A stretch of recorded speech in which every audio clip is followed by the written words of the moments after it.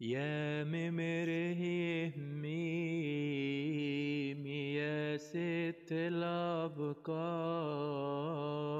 قد نلت تعظيم من نور الأنوار، ووهبت تعظيم من عنده قد صار، وحملت الخالق من ذا لا يحتار. قد صرت أعجوبة للرؤساء أمثال، درة محجوبة.